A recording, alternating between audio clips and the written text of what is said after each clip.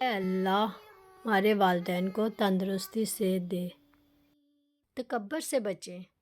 حضرت ابن مسعود رضی اللہ تعالیٰ عنہ سے روایت ہے کہ رسول اللہ صلی اللہ علیہ وآلہ وسلم نے فرمایا، جس شخص کے دل میں رائی کے دانے کے برابر ایمان ہوگا وہ جہنم میں نہیں جائے گا، اور جس شخص کے دل میں رائی کے دانے کے برابر تکبر ہوگا وہ جنت میں نہیں جائے گا۔ حدیث نبوی صلی اللہ علیہ وآلہ وسلم۔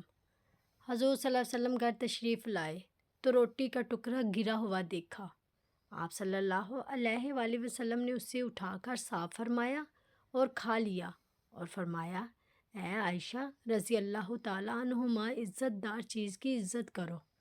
جب اللہ کسی قوم کا رزق چھین لیتا ہے واپس نہیں کرتا۔ رسول اللہ صلی اللہ علیہ وآلہ وسلم نے فرمایا، جس نے اجازت کے بغیر لوگوں کے گھر میں تانک جھانک کی، انہیں اجازت ہے کہ وہ اس کی آنکھ پھوڑ دے۔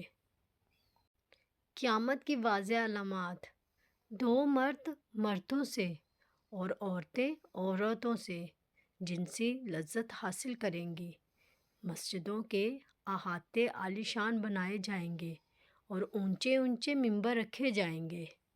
اللہ کی بنائی ہوئی شکل و صورت کا مذاق نہ اڑائیے کہ ام المومنین سیدہ عائشہ رضی اللہ تعالیٰ عنہا کہتی ہیں کہ میں نے نبی صلی اللہ علیہ وسلم سے کہہ دیا، آپ کے لیے تو صحیفہ کا یہ اور یہ عیب ہی کافی ہے، یعنی پستہ قد ہونا۔ تو نبی صلی اللہ علیہ وآلہ وسلم نے فرمایا، تم نے ایسا کلمہ کہا ہے کہ اگر اسے سمندر میں ملا دیا جائے تو کڑوا ہو جائے گا۔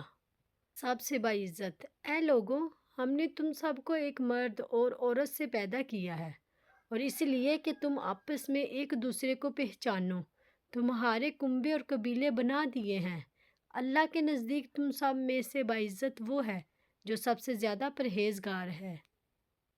پہلی ہی فرصت میں حج کر گزرو۔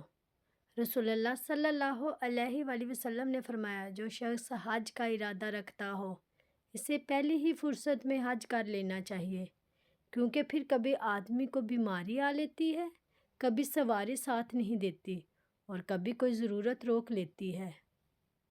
فرمان مصطفیٰ صلی اللہ علیہ وآلہ وسلم نے فرمایا، پہلا وہ کھانا جس سے جنتی کھائیں گے وہ مچھلی کی کلیجی کا کنارہ ہے۔ پلیز لائک اور سبسکرائب ضرور کیجیے گا۔ جزاک اللہ۔